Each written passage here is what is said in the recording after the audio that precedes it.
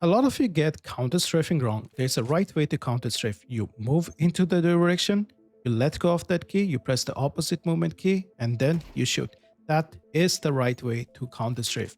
And no, pressing both your keys at the same time is not the same. It is 150 milliseconds slower, so you better not do that. Now, the golden zone for counter-strafing is any time between 70 milliseconds to up to 120 milliseconds, because you're still faster than not counter-strafing at all by quite a significant margin.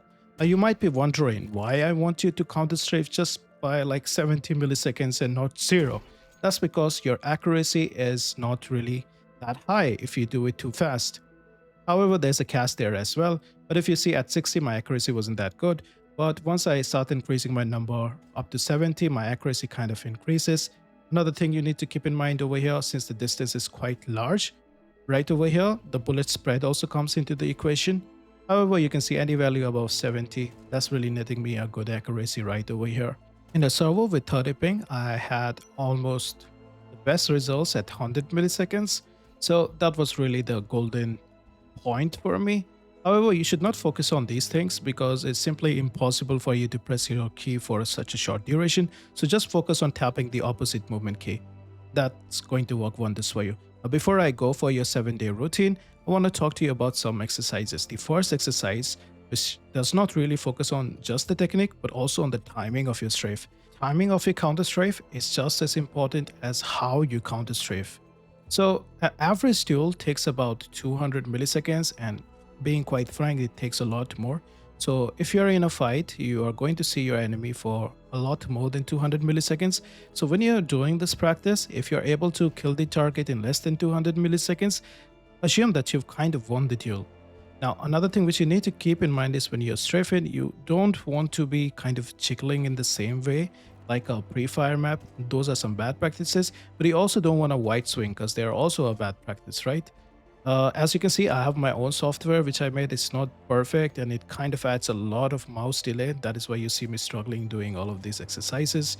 But for you, if you want to know how to do it, I usually use Rankacy. They are completely free. They track much more accurate stats than my own software and don't add any mouse delay. So check out Rankacy. This video is sponsored by Rankacy, a free AI-driven site to level up your game. Generate unlimited high-quality highlights, track meaningful stats, and even measure your banana factor, where less is more. Find your mistakes, analyze counter strafes, and auto-review your demos by syncing your Steam account. Plus, their training zone helps you improve fast. I use Rankacy daily for coaching others and also for my own gameplay. It's an AI coach by itself. Sign up with the link in the description. It's completely free and it also supports my channel. Now, in my previous videos, a lot of you were talking about it's not doing anything for you. Please make sure you connect your Steam account and do your mass tokens. It's not going to magically track your account, you know. You have to link your account and that way it is going to do it automatically for you. Now, the final practice is letting go of your stress and only focusing on the micro.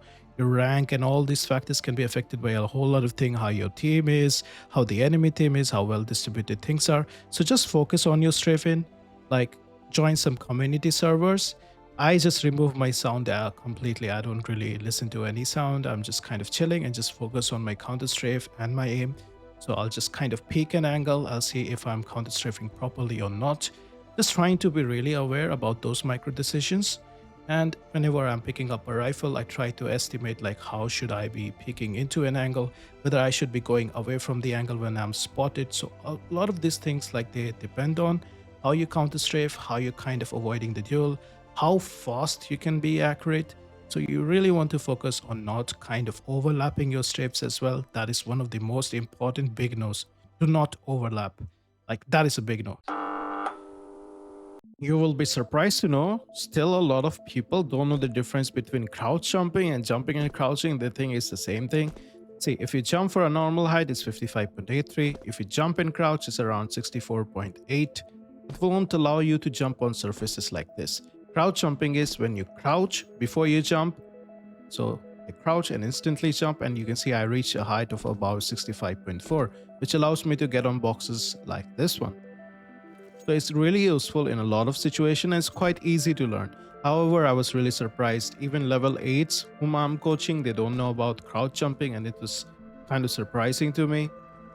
Boxes like this on Ancient, well, you can climb on them using a crouch jump. It's quite simple, just like this one.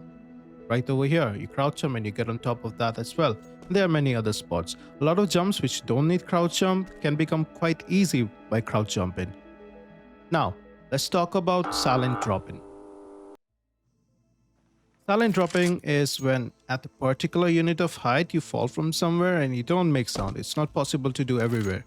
So what you really do is you crouch, move out and let go of crouch while you're mid-air.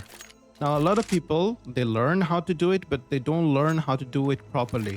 You don't look down and go so slow in your games, right? You have to be aware of somebody picking you. So you need to practice this mechanism in a way where you feel like you can be picked, somebody might be there, maybe you're trying to be sneaky. So you have to kind of visualize the actual kind of way you'll be clearing that, and you want to be as fast as possible while trying to do so. You don't have to look down, don't take too much time, have your crosshair in the right position and train your silent drops. Look what happens when I jump in midair. Can you see my velocity? It's about 250 when I'm running with a knife. But what if I jump and start holding A at the same time? You can see it increased to about 252. But it can increase significantly if I strafe in the direction of what key I'm pressing. That's called a sync, and together it's called a strafe. What we are doing right now is a single strafe. And you can see I'm not even trying that hard. I'm just literally moving my mouse a little bit to the left and a little bit to the right. Really, just as easy. It allows you to get off from some difficult situations really fast, traversing through maps. Let's say you kind of are reloading and somebody's just about to push you. You would like to get away from there, right? And these strafes, they help you do a lot of skill jumps as well. In fact, almost every skill jump can be done with a single strafe. Now, I'm gonna do this jump by b-hopping, but it doesn't mean that you need to try to do by b-hopping. A lot of you are at a different gradient at the skill level where you're comfortable, and unlearning bad habits can be really hard. I'm gonna go through 2 of my student clips to help you understand your problem. Great. You know, a lot of guys with 2 hands cannot do this jump. It was a lot harder in CSGO. Like, I spent a lot of time in CSGO practicing the little tiny one, but this one is now it's far quite easy. easier. That was very good. I'm just, I mean, I can clearly see I'm doing so many things wrong. I want to, but it feels like I've played this game incorrectly for far too long to be doing the right things. It's just all the wrong things. I want to do it right, but it's, yeah, it feels like I need to practice a lot more. So, as you can see, unlearning a bad habit is way harder than learning a new skill. So if you have been doing it wrong, that is, you really like pressing your W key a lot, then you might be feeling like, how is this jump possible? This is so hard, I cannot just do it. And it's fine to feel that way because it's really hard to untrain something which you have learned over a couple of years. So this practice of letting go of W, doing the right strafe, is going to take a while for you. So don't worry about that, just practice it. When it comes to ladders, there's not really a lot more things that you need to know. There's like 3 or 4 things. So first thing I would say is silently kind of falling down. So you just hold the W key right at the very end and you're going to be silent. I just hold shift, it's a habit. In order to go silently up, you hold W and the side of the ladder is in and you stop kind of intermittently. And if you want to go fast ladder, you just don't stop at all. Now, if you notice, I kind of flew away from the ladder. So it's really important to learn how to fall off a ladder and then go somewhere else. So in order to fall off a ladder, all you need to do is kind of just look away. So I just look away like this and I can fall off the ladder. Now I just don't want to fall off the ladder, right? I want to go somewhere else. So I want to go to this blue box. So I'll fall off the ladder and then move my mouse towards the blue box. And voila, it's just as easy as that. And of course, there's so many things you could do with ladders, right? You could just press space and jump off the ladder. But that's not really important for your in-game skills. Now, coming to the most important skill, which I think you need to have when it comes to movement, is just moving around the map, like trying to find the routes where like I have to jump here, I have to traverse here. Let's say you get blinded on banana. You're a CT and you get blinded on banana, and you know they're going to rush you with Mac 10s. Now you're blind. You want to be able to traverse through the map even when you're blind and not get stuck somewhere, because that is going to lead to your death, right? So let's say if I get blind, I know exactly how to traverse through the map. I don't even have to look behind to know where I am. So just having that map knowledge of where objects are, where exactly you need to jump, how much you need to strafe, because that can be the difference between your life and death. Say you get stuck over here and then you just die because you can't just go back here. So knowing all this map knowledge is really important. Since you want to learn movement in 7 days, you'll have to practice 2 hours at least every day. The most time that you need to spend is on counter strafing. That is 1 hour. Is one of the most important skills, and you really need to focus your time on that. Then 5 minutes of crowd jumping and silent drops is way more than enough. It's also going to boost your morale if you're really bad at movement, because they are so simple to do. Then 5 minutes of ladder are way more overkill than you actually require, but it keeps your skills sharp.